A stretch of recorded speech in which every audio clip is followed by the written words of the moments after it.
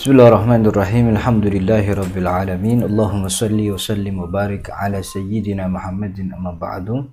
Assalamualaikum warahmatullahi wabarakatuh. Teman-teman yang dirahmati Allah, ini episode ketiga dari rubrik terbaru kita di channel ini, yakni fikih mandi wajib. Nah, pada episode kali ini kita akan bahas tentang 4 hal yang mestinya diketahui oleh laki-laki, perempuan lebih lagi.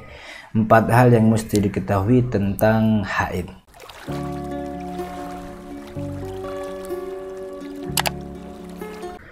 Teman-teman yang dirahmati Allah, jadi hal-hal yang mewajibkan mandi sudah kita bahas nomor 1 dan 2, yaitu tentang junub, keluar air mani, dan juga berhubungan badan antara suami dan istri. Iya, suami dan istri aja wajib mandi, apalagi kalau bukan suami istri, ia lebih wajib lagi gitu. Udahnya wajib, dia haram dosa juga. Nah, kewajiban hal yang membuat mandi janabah atau mandi menjadi wajib itu adalah haid. Kita jelaskan dulu apa itu definisi haid. Definisi haid itu damun jibillatun, ay damu jibillatin. Damu jibillah itu artinya darah yang normal, taqtadi ittiba'u as-salimatu yakhruju min aqsa rahimil mar'ah ba'da bulughiha ala sabili sihhati fi awqatin ma'lumah. Haid itu adalah darah normal, darah biasa yang keluar dari, artinya biasa itu dalam keadaan ya normalnya perempuan seperti itu. Yang biasa yang keluar dari rahim wanita pada kondisi normal setelah ia balik melalui jalur yang sehat, bukan karena dia punya penyakit, bukan karena kecatatan, bukan karena kecelakaan, tapi jalur yang sehat pada waktu-waktu tertentu. Nah, dari definisi ini kita keluarkan dari hal-hal yang membuat haid ini tidak menjadi ada hal yang mirip kayak haid tapi bukan haid. Pertama, ada pada kondisi normal. Itu maksudnya bukan karena melahirkan dan bukan karena nifas. Orang karena nifas ngeluarin darah juga, karena melahirkan juga keluar itu darah. Tapi yang namanya haid ini bukan karena melahirkan, bukan karena nifas. Maka itu ada definisi pada kondisi normal, artinya dia bukan melahirkan, dia juga bukan karena nifas. Dan itu darah keluarnya setelah ia balik.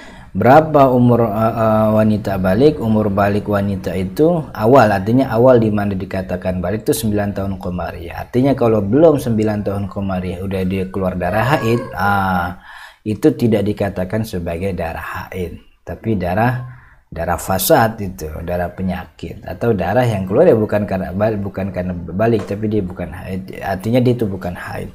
Nah, kenapa dikatakan 9 tahun komariah? Disebutkan oleh Sayyidah Aisyah, ini riwayat yang masyhur yang banyak dipakai oleh ulama. Kata Sayyidah Aisyah, "Idza balagatil jariyatu tis'a sinin fahiya imra'atun."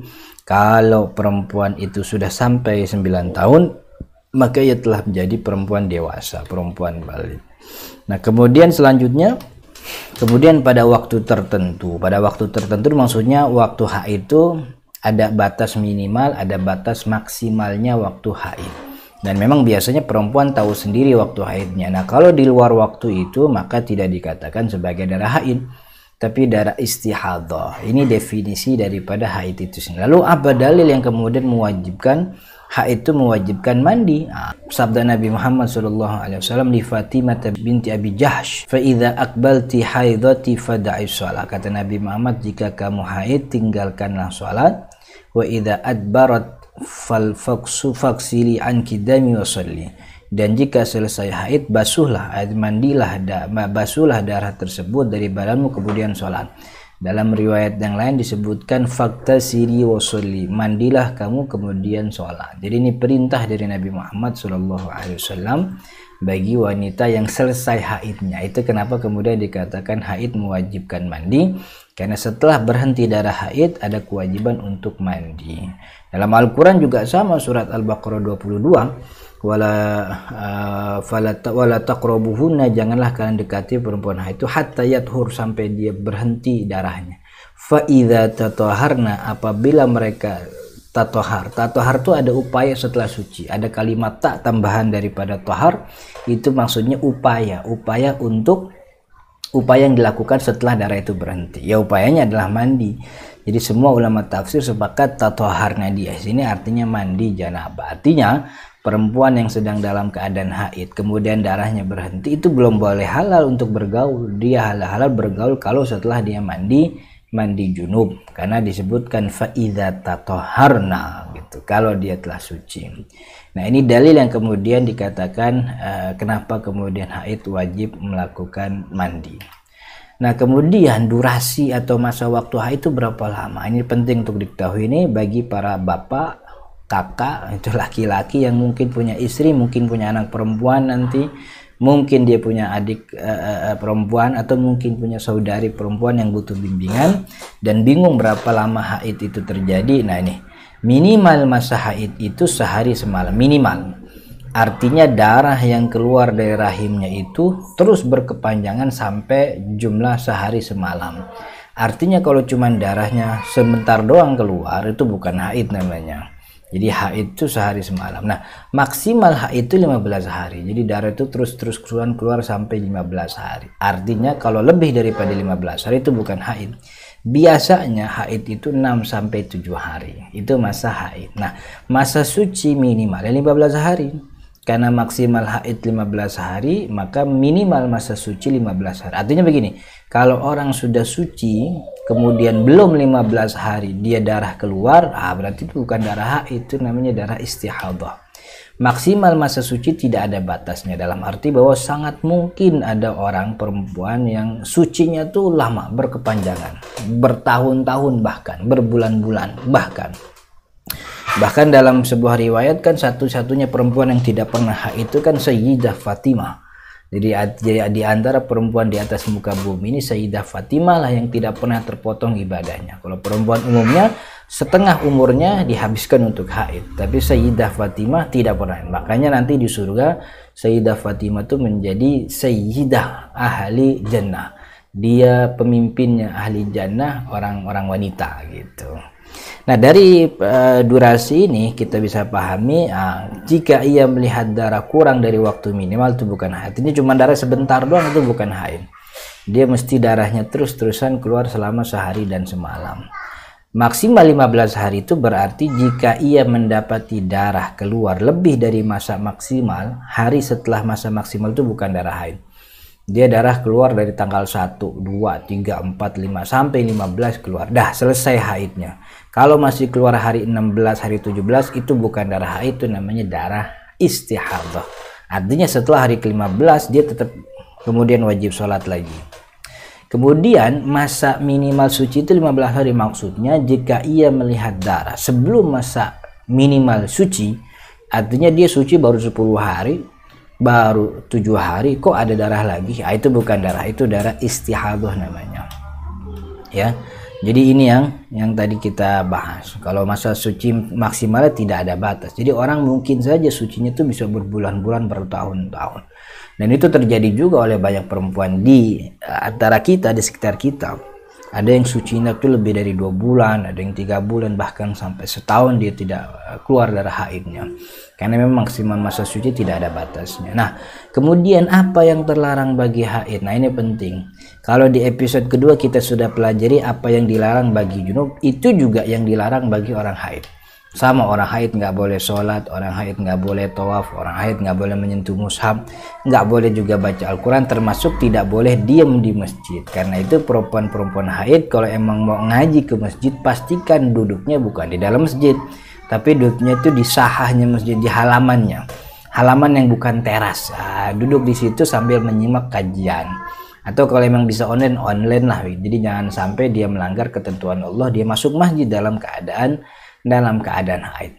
Dan ini sesuatu yang disepakati oleh jumhur ulama 4 mazhab bahwa memang terlarang bagi orang junub dan haid itu diem di masjid, cuman lewat doang boleh. Dan itu kita udah bahas di episode kedua tentang terlarang bagi junub. Nah kemudian tambahan bagi orang haid yang keenam yang dilarang bagi orang haid itu adalah puasa, ya kan gitu. Nu'maru biqada'is siyam biqada'is shaumi wala nu'maru biqada'is shalah. Kata Sayyidah Aisyah ketika kita haid, Nabi perintahkan kita untuk mengqada puasa. Jadi puasanya diqada setelah haid. Berarti kan ketika haid emang nggak boleh puasa. Karena nggak boleh puasa, maka disuruh kita qada setelah haid itu selesai. Berarti puasa emang nggak boleh buat orang yang haid. Kemudian jima dan watu. Jima dan watu itu ya berhubungan badan, artinya memasukkan kemaluan laki-laki kepada kemaluan perempuan. Itu namanya jima. Iltiqaul khitanan, bertemunya dua khitan. Ada larangan sebagaimana ayat yang tadi disebutkan, wala yaqrabuhunna, janganlah dekati, jangan gauli. Itu menjadi larangan mutlak. Nah, kemudian yang ke-8, istimta. Jadi jimaknya terlarang, ya kan, memasukkan kemaluan ke dalam kemaluan itu haram. Istimta, bercumbu juga haram, tapi haram cumbu itu antara pusar dan lutut. Artinya bercumbu di bagian muka, wajah, bagian dada silahkan, tapi kalau bagian antara pusar dan lutut itu sudah terlarang, gitu ya. Dalilnya kata Nabi Muhammad SAW, ada Abdullah bin Sa'ad pernah bertanya kepada Nabi Muhammad tentang apa yang halal dari istrinya yang sedang haid. Nabi Muhammad mengatakan apa yang di atas izar saja, gitu. Ada hadis lain kan yang mengatakan if'alu kulla syai', kerjakan sesuatu kecuali nikah, kecuali berhubungan badan.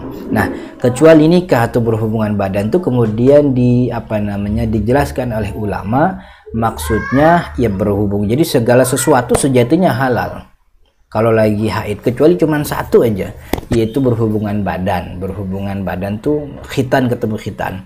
Tapi kenapa yang nomor 8 nih istimta itu dilarang antara pusar dan lutut, padahal itu kan bukan bagian yang dilarang dalam hadis. Ini kalau kita mengikuti mazhab Imam Syafi'i, ada istilah man hama haulal hima yushiku an taqafi.